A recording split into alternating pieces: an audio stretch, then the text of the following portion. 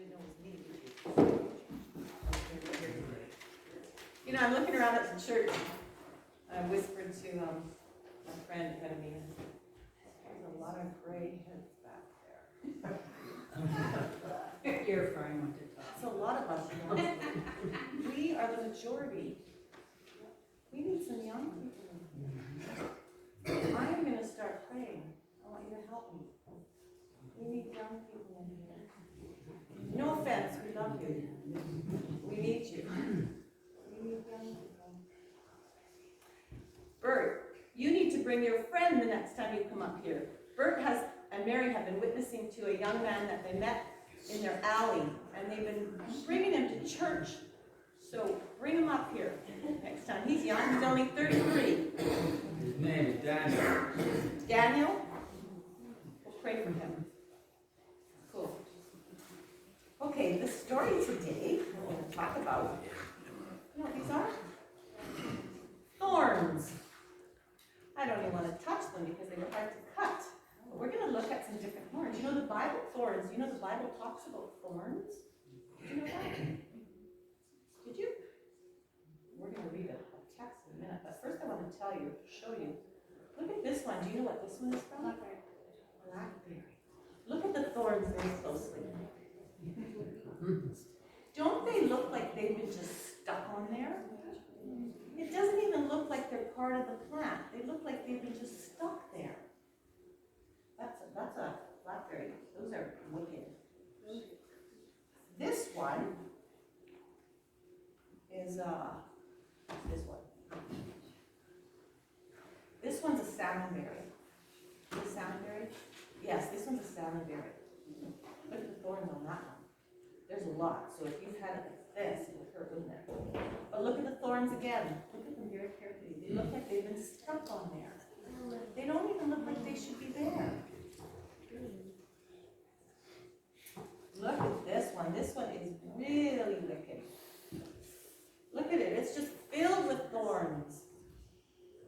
And this one is a rose bush. You know that rose bush that we see at the end of the road there by the airport? Beautiful roses. Beautiful. And the scent, amazing. Can you imagine God put fragrance into stuff like that? It's so amazing. We could just smell that all the time we go by. And it's hard to find a rose without getting pricked, but this one has little buds on it starting. Isn't that amazing? But the thorns, whoa. It was hard to cut. And this one is from my garden. This is from my rose garden. Look at this one. It doesn't have that many. But look at that thorn right there. It looks like it's just been stuck there. Like it's just been like glued on there. Who do you think put those thorns on there? You think God put the thorns on there? Do you think God would want us to get hurt? No. I don't know. I just wonder sometimes. I think, sometimes the evil one has its play in that. But look at those thorns. If you want, you can hold that. Hannah, do you want to hold this one? So you got to listen to my story. You can hold that one. How come this is so thick? I told you, I don't know, it's just the way it grows. It grows pretty thick. There are thinner parts to it. As you know, one time I was riding my bike, and I was over we were up by the water there, and we're on the trail, on the Quatsi Trail, and there are two rocks that separate the cement from the rest of the trail. And so it was a very sharp turn, and I don't know, I think I was following my husband, and I was following Eden was there, and I think Jeremiah was there, and so we were biking, and they're ahead of me, of course, and I'm just putting along. And I think I took the turn too sharply between these two rocks, and I think I overturned or something, and there was this great big blackberry bush there. Lots of blackberries. Anyway, the next thing I knew, I had just ran right into this bush, and I fell over. And I was laying there in this blackberry bush, and it just immobilized you. Like I couldn't move because I could feel all these prickles in my legs and in my hands. I had a coat on, which wasn't too bad, but even in my head, I could feel these prickles, and I just screamed, "Help!" And I was stuck. I just could not move. So my husband and Eden quickly came, and they had to take a hand each and just kind of lift me up. Like I had to be very stiff because I couldn't bend. So I don't know if you've ever gotten up just stiffly like that. Anyway, they pulled me up and I got out. But it was many days after that that I still experienced the pain of those thorns, not necessarily on my skin where I got scratched, because they were still in my clothes. Even though I washed my clothing, there were still prickles in my pants, and the odd time I could feel something, in my pants, and I had to take them off and find this thorn that was still stuck in there. I don't know if you've ever experienced that. Anyway, that was my experience with thorns. But thorns are nasty, and the Bible talks about thorns. I'm going to read you a text in 2 Corinthians 12, and it talks about a man that was very familiar to us. It talks about Paul having a thorn in his flesh. Who was Paul? Saul. He was. That was his name before he became who? Paul. Right. You know what? That's stuck in my nail. Okay, let's put them away right now. You can sit down and listen to the story. Put them in here, Josiah. Oh, sorry. Sorry. Yeah. I think it's just a scratch. You know what? Paul was a very smart man. What it says, listen, it says, to keep me, Paul's talking about him, from becoming proud or conceited, because of these great revelations, there was given me a thorn in my flesh. But then it goes on to say, a messenger of Satan to torment me. That's not a thorn, right? You know what? I think the thorn in my flesh, don't touch it please, Josiah, means that it's something symbolic, but a messenger of Satan to torment me. There was something bugging Paul, something that this evil thing was doing to Paul, to bug him, to irritate him, because thorns are irritating, aren't they? Well, I'm going to tell you a story about a lady I knew. You guys go sit down. Sit down, sit down. Tell you a story. This lady had a thorn in her flesh. It wasn't a real thorn. You tell me what the thorn is after I tell you the story, okay?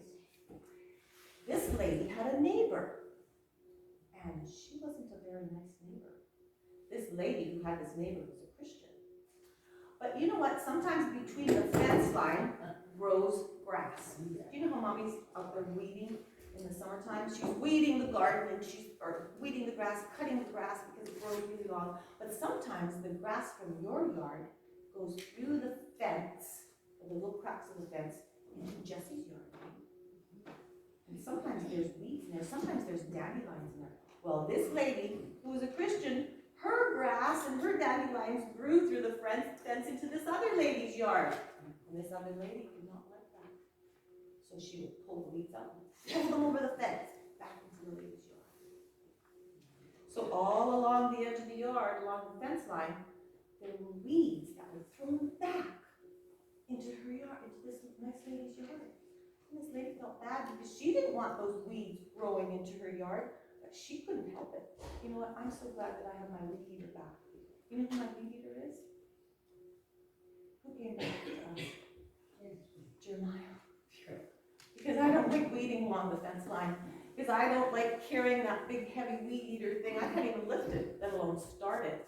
So sometimes I'm on my hands and knees and I'm just cutting all along with my hands or pulling out. But you know what? This lady on the other side of the fence kept throwing the weeds that were growing through the fence back into the other lady's yard. And you know what? It bugged this Christian lady. It was like a thorn in her flesh. It was irritating. All the time, every time she went outside, she found these weeds out there in her yard. They weren't really even her weeds. They were probably maybe some of the other lady's weeds. But it was like a thorn in her flesh. It bugged her and it irritated her.